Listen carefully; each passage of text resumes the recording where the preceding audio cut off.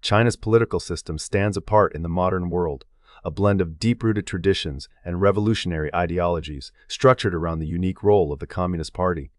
To understand how China is governed today, it is necessary to look beneath the headlines and beyond simple comparisons. Authority in China does not rest solely in constitutions or elections, but in a complex interplay of history, ideology, and organizational discipline. From the ancient dynasties to the tumultuous birth of the People's Republic in 1949, the Chinese state has continually reinvented itself to maintain order, legitimacy, and unity across a vast and diverse land. The principles guiding this system have shaped the daily lives of over 1 billion people and influenced the contours of global politics. In examining the foundations, structures, processes, and contemporary challenges of Chinese governance, we uncover a world both familiar and profoundly distinct. China's political system is the product of a vast and intricate history, shaped over millennia by evolving philosophies, dynastic legacies, and sweeping social upheavals. To understand the foundations of Chinese governance today, one must look back at the enduring patterns of its civilization, a civilization that, as evidence suggests, has maintained a remarkable sense of continuity even as it has transformed.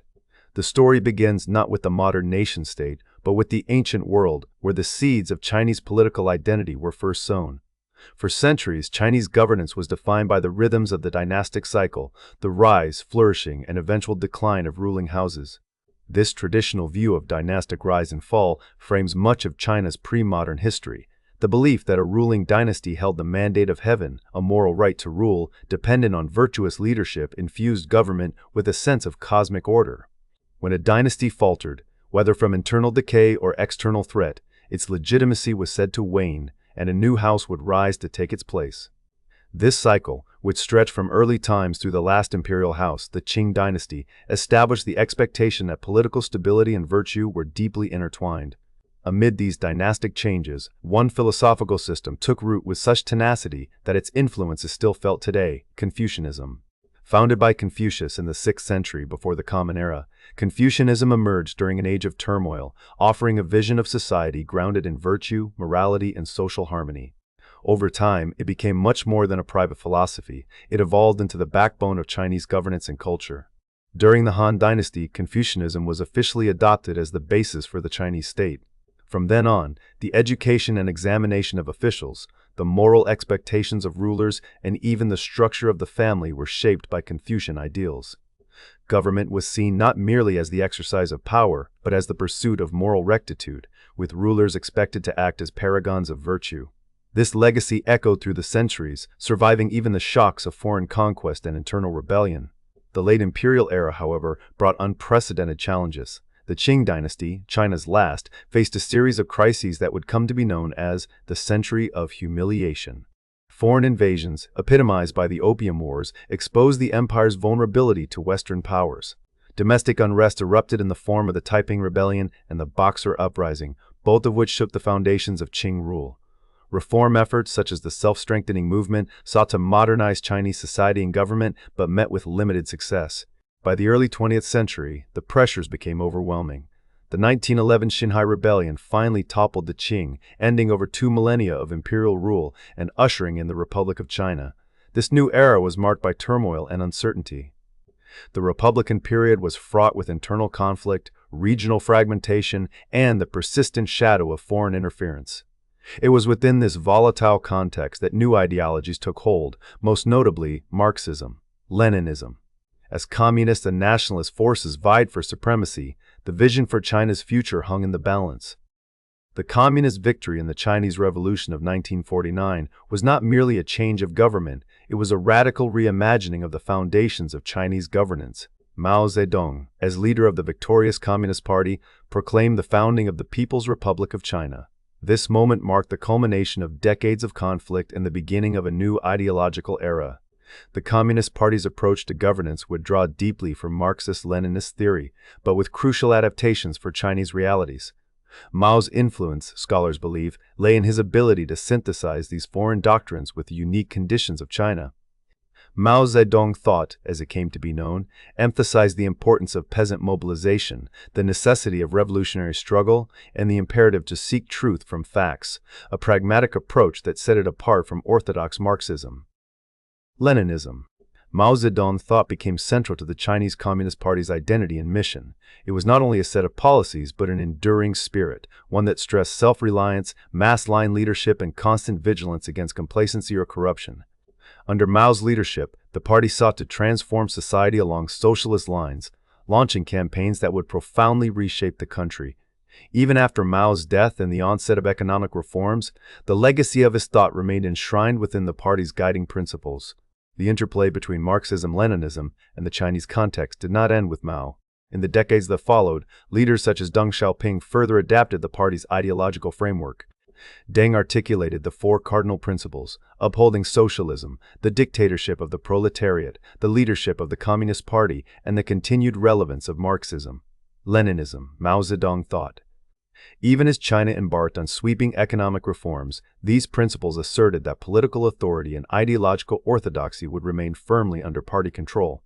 Today, the party constitution explicitly lists Marxism, Leninism, Mao Zedong thought, Deng Xiaoping theory, and Xi Jinping thought as foundational to the party's mission and governance.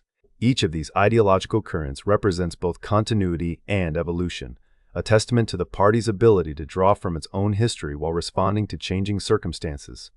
The enduring importance of Maoist and Marxist-Leninist thought is repeatedly emphasized in contemporary political discourse. Yet, in recent decades, the story has come full circle in an unexpected way. Scholars and observers have noted the strategic revival of Confucianism in contemporary Chinese politics. During the 1990s and beyond, the Chinese government began to draw once again on Confucian values to reinforce its legitimacy and distinguish itself from Western political norms. This revival is not simply a return to the past, but rather an effort to integrate the moral and social ideals of Confucianism with the ideological foundations of the modern state. Confucian principles of virtue, social harmony, and respect for hierarchy are presented as complementary to the party's mission, a way to ground the state's authority in both tradition and modernity. The integration of Confucian and Marxist-Leninist ideas is not without its tensions, but it reflects a broader pattern in Chinese governance, a willingness to draw from multiple sources, adapting and blending old and new to meet the needs of the present. This process is evident in the way contemporary leaders invoke both the revolutionary spirit of Mao Zedong and the moral rectitude of Confucius. Xi Jinping, for example, has emphasized the enduring relevance of Mao Zedong thought, particularly the principle of seeking truth from facts, while also framing the party's mission in terms of social harmony and national rejuvenation concepts with deep Confucian resonance. While the research does not provide a detailed account of every nuance in this evolving synthesis, the broad outlines are clear. Chinese governance today stands on foundations that are both ancient and modern, revolutionary and traditional. The influence of Confucianism, Marxism, Leninism, and Mao Zedong thought is woven into the fabric of the state, shaping its institutions, its rhetoric, and its sense of purpose. As China continues to change, the legacy of these foundational principles endures, offering both stability and a framework for adaptation in a rapidly shifting world. In this way, the story of Chinese governance is not just a tale of ideology or power, but of a civilization continually seeking to reconcile its past with its present and its ideals with the realities of rule. In the heart of modern China's political landscape stands a single, towering institution, the Communist Party of China, or CCP. Its presence is so pervasive that it shapes not only every lever of the state, but also the very fabric of society. To understand Chinese politics today, one must first grasp the architecture of the party itself, then trace the lines of power as they radiate outward into the government, the military, and even the private sector. The organization of the CCP is a study in hierarchical precision. At its broadest level, the National Party Congress convenes every 5 years, gathering thousands of delegates from across the country. This Congress is more than a symbolic event. It reviews major policies, amends the party's constitution, and, crucially, selects the Central Committee. The Central Committee, typically composed of several hundred senior officials, meets at least once a year and serves as the party's top body between congresses. Within this committee lies the true epicenter of power, the Politburo, a group of around 24 elite members, and, at its apex, the Politburo Standing Committee. This innermost circle, often numbering 7, holds the authority to shape national direction and make decisions that ripple across every aspect of Chinese life. These structures are not merely bureaucratic. They embody the party's guiding principle of democratic centralism, a system in which lower-level input is permitted, but, once a decision is made at the top, all members are expected to uphold it without question. This doctrine is designed to maintain both unity and discipline, ensuring the party speaks with a single voice while preserving the semblance of internal consultation. Beneath the Politburo, the Secretariat manages day-to-day affairs, carrying out the decisions of the higher bodies. Yet even at local and grassroots levels, the party's organizational reach is profound. In recent years, the CCP has expanded its presence deep into urban neighborhoods and rural villages, deploying so-called grid management systems. These networks weave together local officials, party cadres, and sometimes ordinary citizens, fusing social governance with political control. The goal is clear: to keep a finger on the pulse of society, swiftly addressing unrest or dissent while reinforcing the party's legitimacy in daily life. The influence of the CCP extends well beyond its own ranks, permeating the machinery of the state. In theory, the People's Republic of China is governed by a constitution and a suite of state institutions, with the National People's Congress, or NPC, standing as the highest organ of state power. The NPC, a vast legislative body, meets in full session once a year. Its formal responsibilities include passing laws, approving budgets, and overseeing the work of the State Council, China's cabinet.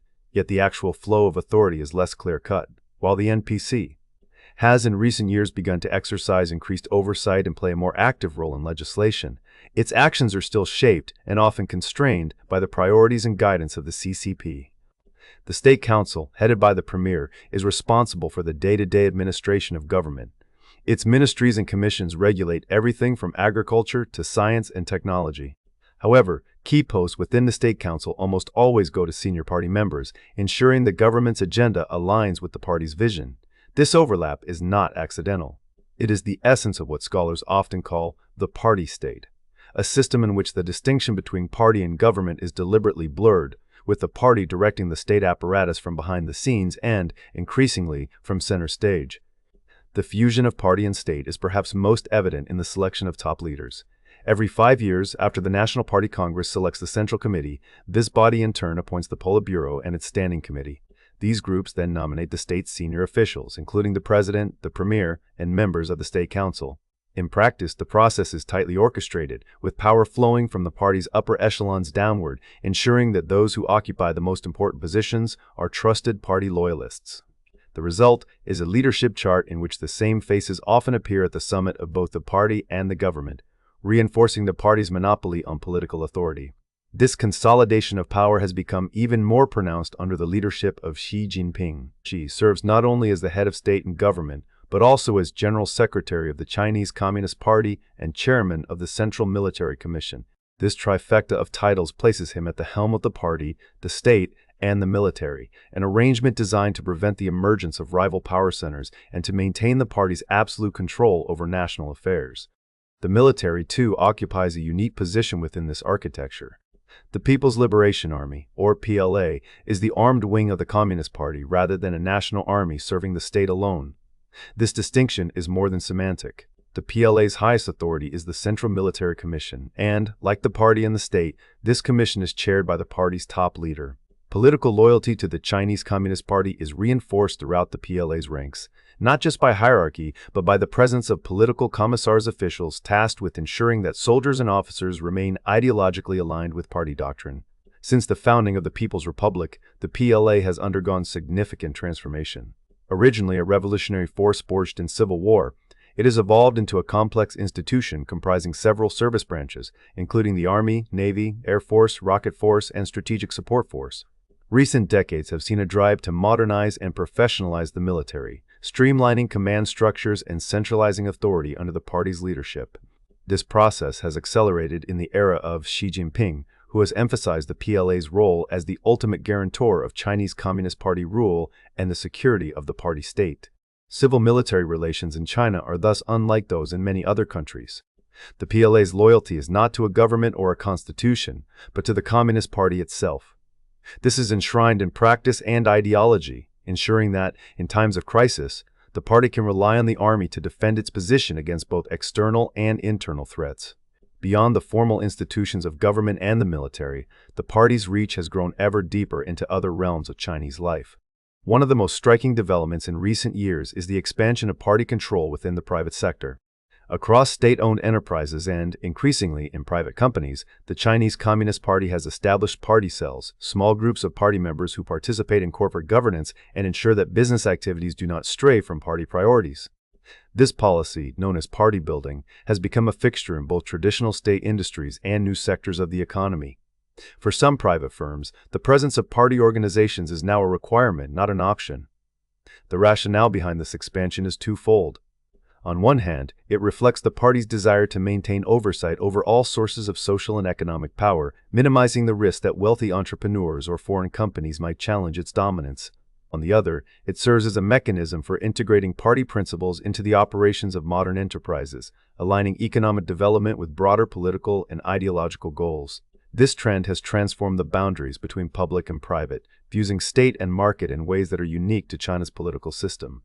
As the party inserts itself more deeply into daily life through neighborhood committees, corporate boards, and even digital governance platforms, it tightens its grip on society while seeking to maintain stability and legitimacy in a rapidly changing world.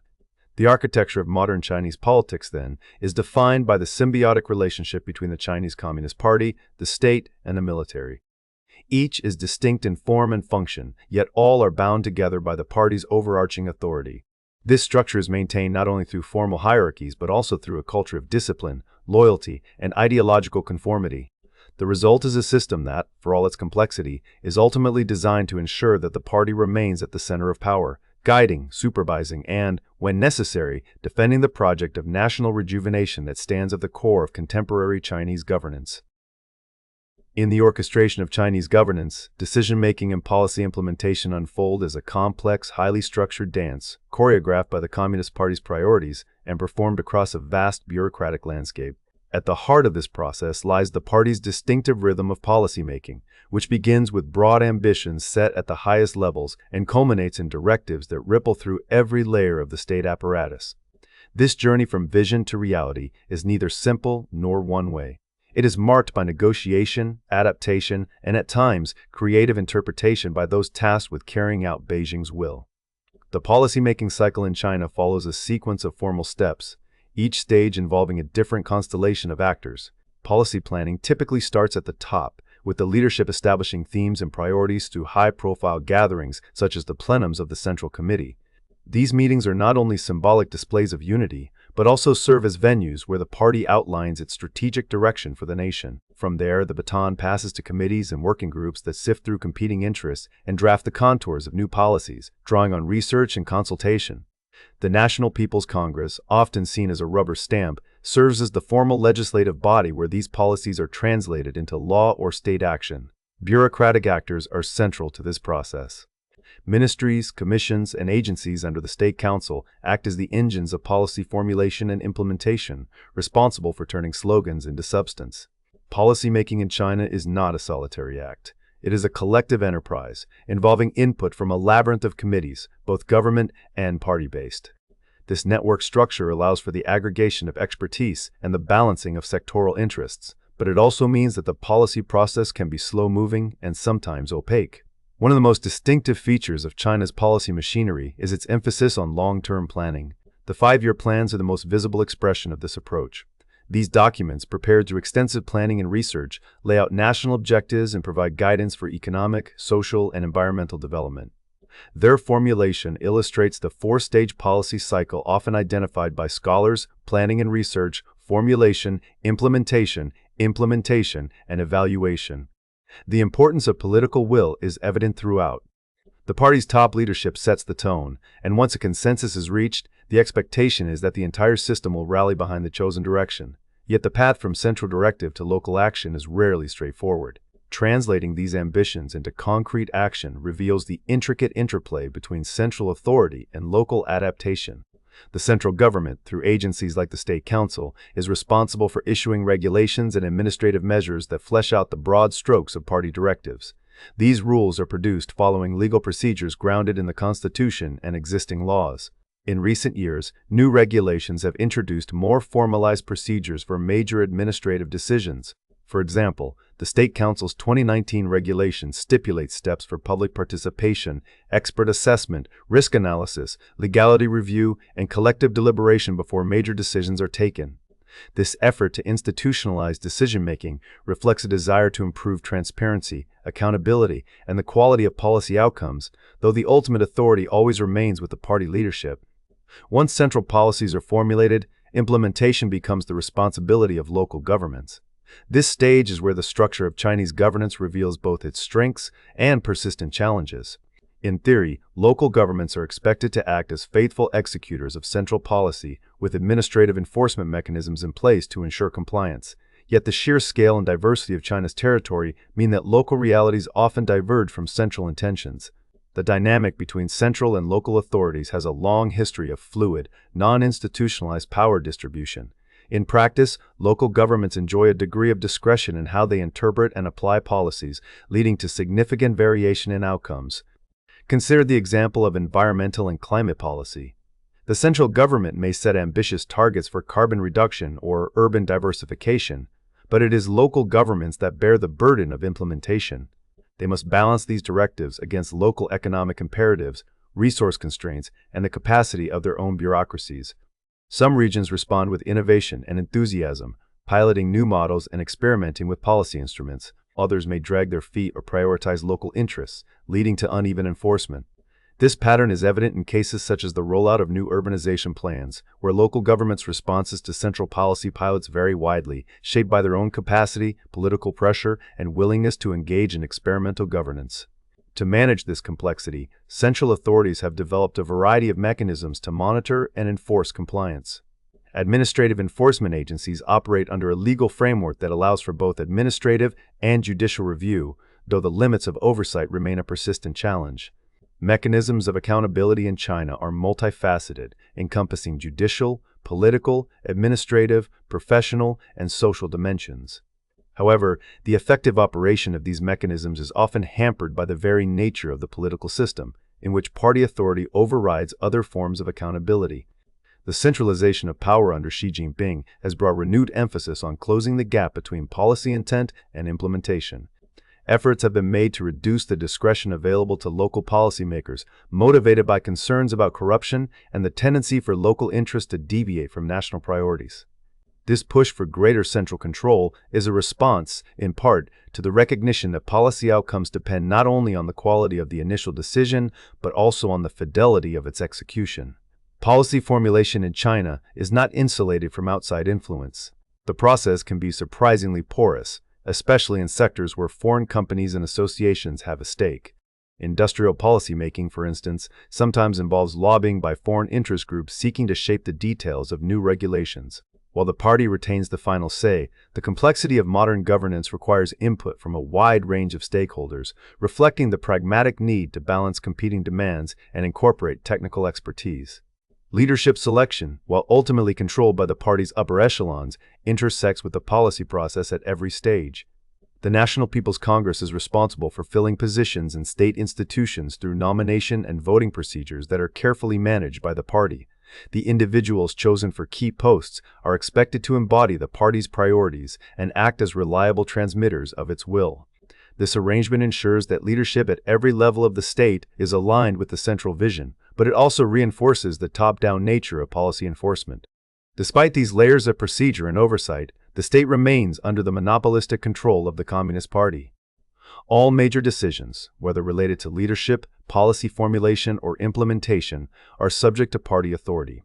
This reality shapes the incentives and constraints facing every actor in the system, from senior officials in Beijing to local administrators in distant provinces. The Chinese policy universe can feel at times like a labyrinth, a world of overlapping committees, working groups, and regulatory bodies, each with its own remit, but all ultimately answerable to the party center. The process is deliberately complex, designed to allow for consultation, experimentation, and adaptation while preserving clear lines of authority. It is a system that values order and control, but one that must also contend with the messiness of reality on the ground.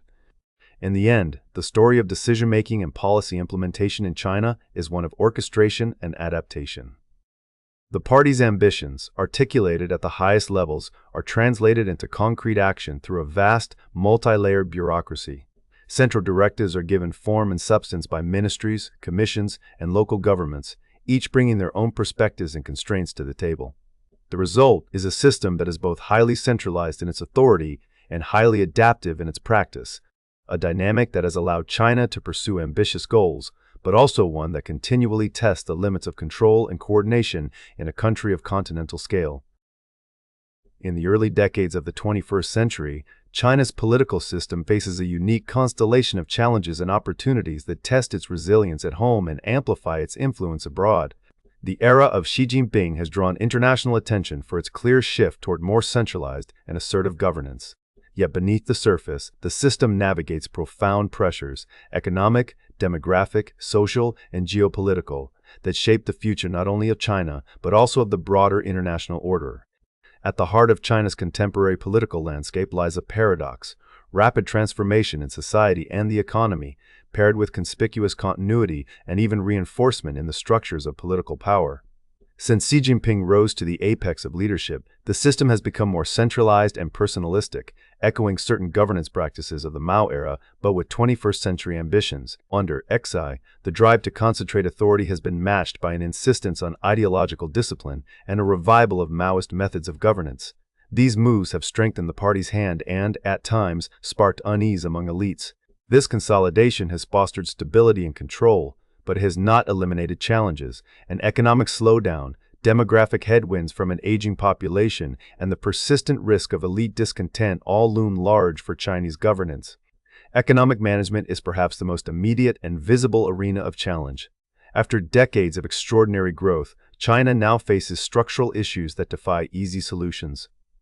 Fiscal strains, especially at the local level, have become acute, prompting calls for enhanced scientific and technological innovation as a new engine of development.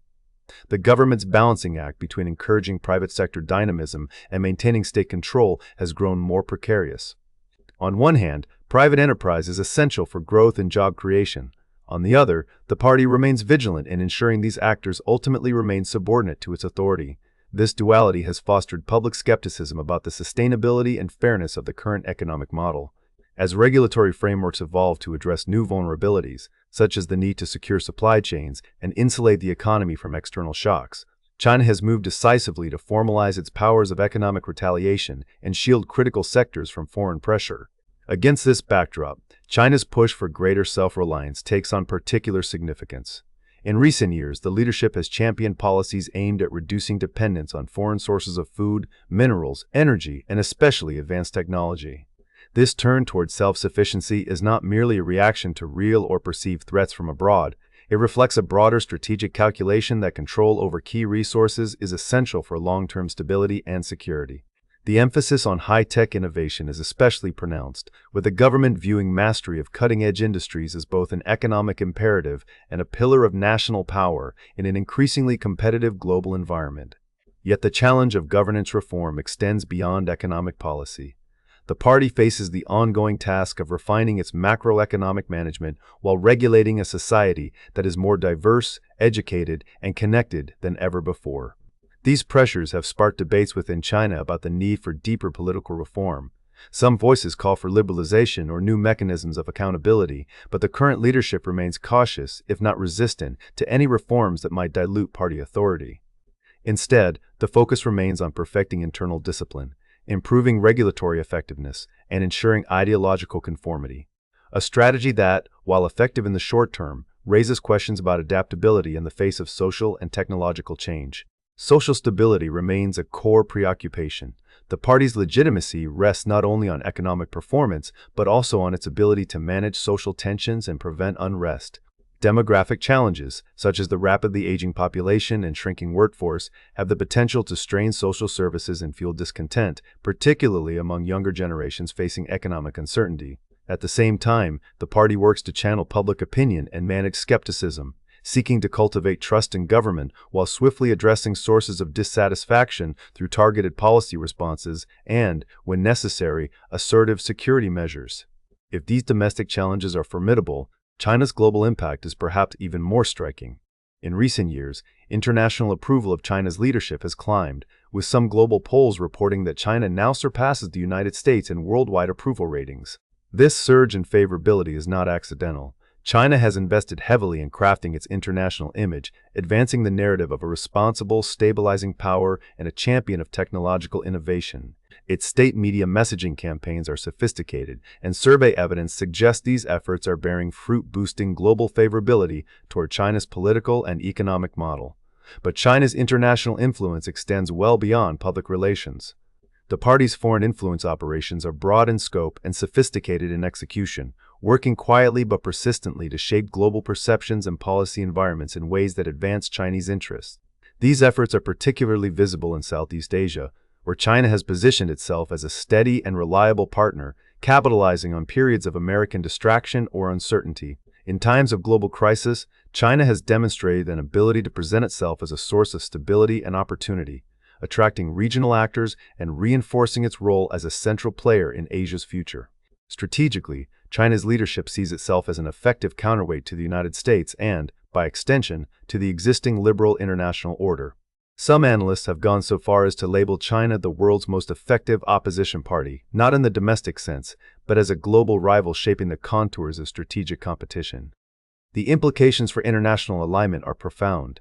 China's appeal as a model, what some call the China development model, resonates in parts of the world seeking alternatives to Western liberal democracy, especially in societies that prioritize stability, rapid economic development, and state-led modernization.